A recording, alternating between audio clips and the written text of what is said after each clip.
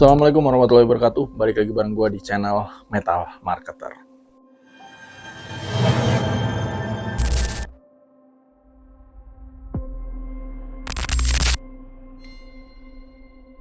Musisi Hollywood dan Illuminati. By the way, itu pemuja iblis atau jagoan marketing, guys.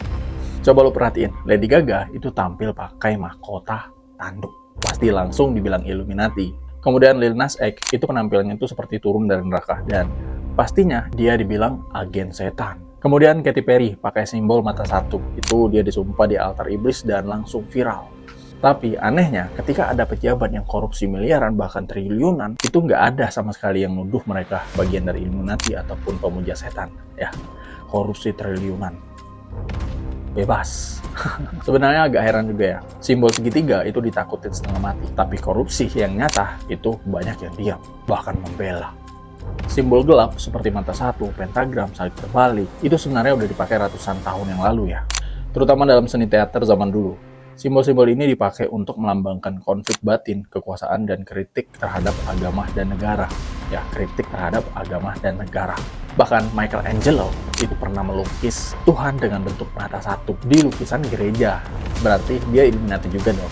By the way, konsep dark itu bukan berarti jahat ya. Kadang itu cuma cara seniman untuk berkata, hey dunia, ada yang salah dengan sistem ini. Kenapa musisi Hollywood itu sering dikaitkan dengan Illuminati, guys? Nah, by the way, tahun 2000-an, dunia mulai dibanjiri oleh teori konspirasi ya. Nah, nama kayak David Icke, Alex Jones, dan The Vigilant Citizen itu pernah ngeklaim Illuminati itu menguasai Hollywood, musik, politik, bahkan McDonald. Mereka mengaitkan simbol mata satu dengan The Eye of Horus, lambang yang juga muncul di uang dolar Amerika Serikat. Kemudian akhirnya muncullah narasi, kalau kamu artis terkenal dan kamu pakai simbol ini, berarti kamu sudah disumpah jadi antek setan. Padahal kenyataannya, banyak musisi-musisi itu tuh nggak tahu dan nggak ngerti simbol-simbol itu tuh apa. Itu sebenarnya kerjaan tim kreatif ya, visual artis dan brand konsultan.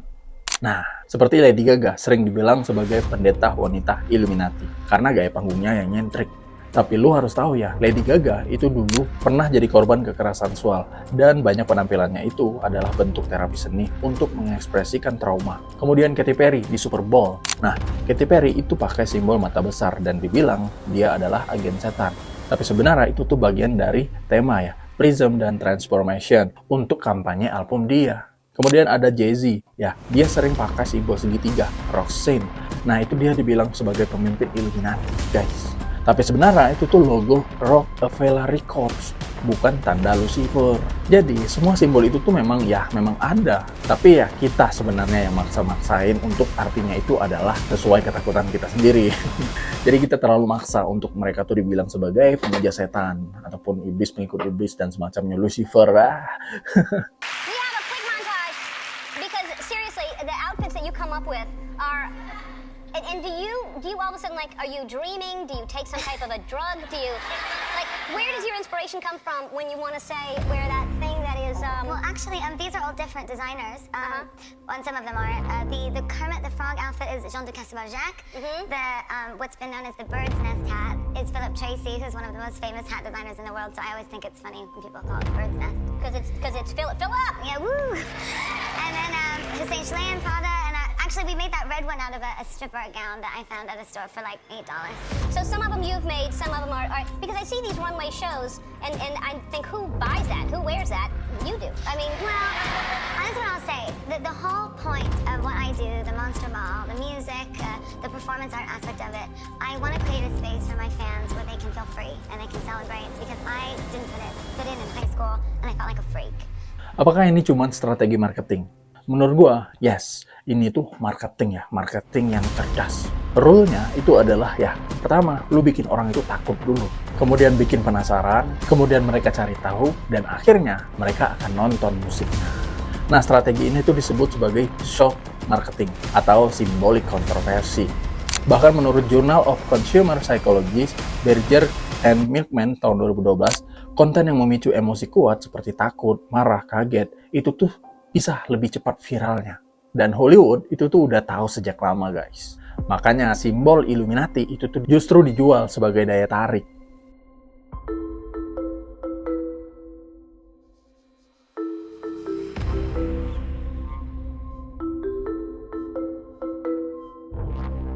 Beyoncé is many things to many people. Muse, icon, trailblazer, Sasha Fierce. But there's one crown the Queen has disavowed, the Illuminati. For centuries, conspiracy theorists have speculated about the Illuminati, a super-secret society of the intellectual and political elite, a society that supposedly runs the world. But some conspiracy theorists claim that Beyoncé and husband Jay-Z are the reigning king and queen of this centuries-old organization. What does Beyoncé think about that? In her song Formation, she says, "Y'all haters corny with that Illuminati mess." So that settles that then. But how did this crazy rumor start? Who or what are the Illuminati anyway? Lu pikir, apakah album Beyonce itu tuh bisa viral tanpa adanya konspirasi? Atau Kanye West itu tuh apakah bisa trending tanpa menggunakan gimmick I'm God? Nah, jadi menurut gua ini adalah marketing yang sangat pintar, sangat cerdas ya. Mereka memanfaatkan dan memainkan ranah psikologi. Bikin orang takut, kemudian menjadi penasaran, kemudian mencari tahu, dan akhirnya menonton ataupun mendengarkan musiknya. Dan lu juga perlu tahu ya, bahwasanya banyak dari media itu juga ikut numpang panggung dengan konspirasi-konspirasi yang mereka buat. Dan media itu sangat paham ya, kalau mereka nuduh artis terkenal pakai simbol-simbol satanis atau simbol-simbol iblis, itu sama dengan clickbait gratis. Dan hasilnya, lu klik, lu share, lu debat, dan mereka cuan. Dan ironi yang paling besar itu adalah banyak yang nuduh-nuduh Illuminati, tapi sebenarnya itu tuh justru jadi alat marketing gratis buat artis-artis tersebut.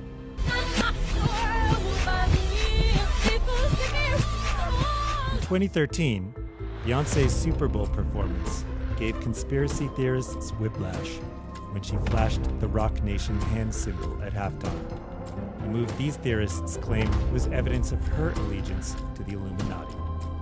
Contoh ya, kayak kita ngomongin Lady Gaga. Narasinya seperti ini, jangan nonton Lady Gaga, dia itu sesat. Dan hasil dari narasi tersebut itu malah bikin orang-orang penasaran dan akhirnya nonton semua klip-klip Lady Gaga.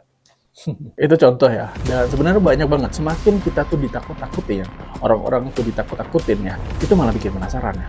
Misalnya Beyoncé pemuja setan, Jay-Z pemimpin iblis dan semacamnya, dan mereka itu memuja iblis, ada ininya, ada itunya. Kemudian akhirnya orang-orang apa? Orang-orang penasaran. Mereka akan mencari tahu semua keseluruhan dari karya-karya artis tersebut, dan akhirnya ya strategi Hollywood itu berhasil ya, karena banyak yang kepo. Dan Hollywood itu paham betul dalam memainkan strategi ini. Has shut down the rumors the best way she knows how, through song. In Formation, she announces, "Y'all haters corny with that Illuminati mess." but then she leaves the Illuminati behind to discuss more important issues like hot sauce and red. Dan masalahnya ya, untuk orang-orang ya, itu banyak orang yang cuma lihat simbol tapi nggak cari konteksnya ya. Ada lambang mata satu itu langsung dicap sebagai dajjal. Ada lambang salib terbalik itu langsung dicap sebagai sesat pemuja setan, satanisme. Padahal sebenarnya mata satu di Mesir kuno itu adalah lambang dari kesadaran ilahi. Mata satu. Dan gue juga dari dulu menafsirkannya ya, simbol mata satu. Jadi penglihatan hanya satu ya. Dan itu tuh dituju kepada ya Tuhan. Ya kita hidup di dunia ini, itu cukup lihat aja Tuhan yang satu. Lihat ke yang satu. Ternyata di Mesir kuno juga seperti itu ya, kesadaran ilahi. Namun sekarang ya, lambang mata satu itu dicap sebagai dajjal ya. Pemuja setan ya, pemuja iblis ya. Kalau gue mengartikannya ya sebagai pengingat untuk kita tuh melihat hanya ke yang satu aja. Nggak perlu mata-mata lain, nggak perlu banyak mata, kita cukup satu mata aja. Dan melihat ke arah yang satu aja. Kemudian ada pentagram. Nah, pentagram ini itu di zaman awal Kristen, itu tuh melambangkan 5 luka Yesus sebenarnya. Kemudian salib terbalik, itu tuh simbol kerendahan hati Santo Petrus dan bukan iblis guys. Tapi sekarang ya, simbol-simbol tersebut dicap sebagai simbol setan, simbol pemuja setan, satanisme, dan semacamnya. Dan ini itu dimanfaatkan oleh Hollywood sebagai strategi marketing mereka. Semakin mereka membuat artisnya itu semakin dicap sebagai pemuja setan, iblis, Illuminati. Nah, biasanya artis-artis yang dicap seperti itu naiknya cepat. Mungkin kita perlu menambah wawasan ya, agar tidak mudah dibodoh-bodohin oleh orang-orang pintar. Dan kalau semua simbol-simbol yang aneh itu dianggap sebagai simbol iblis, bisa jadi di masa depan logo wifi ya, itu juga akan dipanggil sebagai ya simbol pemanggil jin. Takutnya ya, kalau kita tuh nggak Apa kita asal ngomong dan nggak mempelajari dulu simbol itu tuh apakah benar seperti apa yang diterterakan oleh media-media yang suka memframing hal-hal seperti itu. Jadi, musisi Hollywood, apakah benar mereka itu tuh Illuminati? Jawaban gua, ya kemungkinan bisa iya. Tapi Illuminati dalam hal memahami pasar. Karena mereka paham bahwa simbol itu bisa memecah, bisa menyatukan, dan bisa menggerakkan massa. Tapi, apakah benar mereka itu pemuja iblis? Belum tentu guys. Bisa jadi yang mereka sembah itu tuh cuma satu ya, yaitu algoritma dan viralitas. Jadi sampai sini, kalau gua, menurut pendapat secara pribadi gua ya seperti itu. Ini adalah strategi marketing dari tim Hollywood ya, karena mereka paham dengan situasi ini, karena mereka paham dengan permainan konspirasi, karena mereka tahu betul orang-orang itu apa secara psikologisnya ataupun secara berpikirnya ataupun ya mereka paham betul dan memainkan konspirasi Illuminati, penyembah setan, penyembah iblis, Lucifer itu sangat kuat untuk menarik perhatian orang-orang agar artisnya itu menjadi viral. Nah, jadi, apakah iblis itu benar-benar ada? Kalau gue ya, secara fisik, iblis itu nggak ada. Secara fisik ya. Tapi kalau secara gaib, gue percaya ada. Cuman kalau secara fisik, yang selalu digambarkan oleh para indigo-indigoan itu, gue nggak percaya. Dan, apa ya, mereka tuh hanya sekedar ya khayalan-khayalan belaka. By the way, gue juga dulu tuh pernah ya ikut-ikutan silat-silat apa dukun-dukunan ya, main-main hantu-hantuan ya, lihat-lihat kayak permainan indigo itu ya. Ya, memang seperti ada gambaran, tapi itu tuh cuma gambaran halusinasi ya. Misalnya genderuwo, wah udah langsung kebentuk di pikiran kita bentuknya seperti ini. Jadi apa ya? Itu halusinasi sih. Soalnya gue juga dulu waktu masih main-main itu juga sering ya ngomong sesuai dengan yang terlintas di pikiran gue saat masih main-mainan seperti itu. Dan itu hanya sebagai halusinasi aja ya. Yang ngebentuk mereka itu adalah pikiran-pikiran kita ya.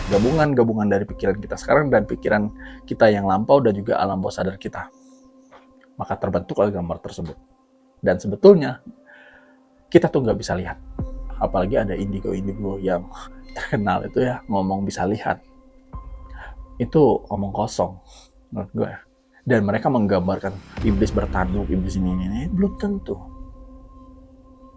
tentu iblis bertanduk. Dan gue kocak banget ya, ada indigo itu bisa mengalahkan iblis. Anjir, kocak. Iblis itu udah omong kosong, bullshit mereka tuh. Gak jelas ngalahin iblis. Waduh, kacau. Kocak sih. Ngayal mereka tuh, menghayalnya keterlaluan, mengalahkan iblis. Syok, kocak. Oke, itu menurut gue ya. Dan jika lu nggak sependapat ya nggak apa-apa, lu bisa komentar, kita diskusi di kolom komentar. Oke, demikian. Wassalamualaikum warahmatullahi wabarakatuh. Bye-bye.